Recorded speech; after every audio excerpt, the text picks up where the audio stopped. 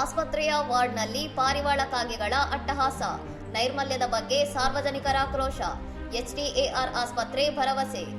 ಕ್ಲಾಂಗ್ನ ತೆಂಕುವಂಪನ್ ರಹಿಮಾ ಆಸ್ಪತ್ರೆಯ ವಾರ್ಡ್ವೊಂದರಲ್ಲಿ ಪಾರಿವಾಳಗಳು ಮತ್ತು ಕಾಗೆಗಳು ಮೋಜು ಮಾಡುತ್ತಿರುವ ವಿಡಿಯೋ ವೈರಲ್ ಆಗಿದ್ದು, ಆಸ್ಪತ್ರೆಯ ನೈರ್ಮಲ್ಯದ ಬಗ್ಗೆ ಭಾರೀ ಆತಂಕ ವ್ಯಕ್ತವಾಗಿದೆ.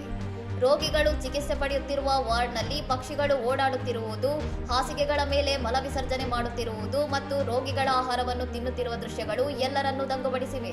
8 ಹಾಸಿಗೆಗಳ ಸಾಮರ್ಥ್ಯವಿರುವ ವಾರ್ಡ್ನಲ್ಲಿ 16 ಹಾಸಿಗೆಗಳನ್ನು ಹಾಕಿ ಒತ್ತಡ ಹೇರಲಾಗಿದೆ ಎಂದು ಆರೋಪಿಸಲಾಗಿದ್ದು, ರೋಗಿಗಳ ಆರೋಗ್ಯದೊಂದಿಗೆ ಚೆಲ್ಲಾಟವಾಡಲಾಗುತ್ತಿದೆ ಎಂದು ನೆಟ್ಟಿಗರು ಟೀಕಿಸಿದ್ದಾರೆ.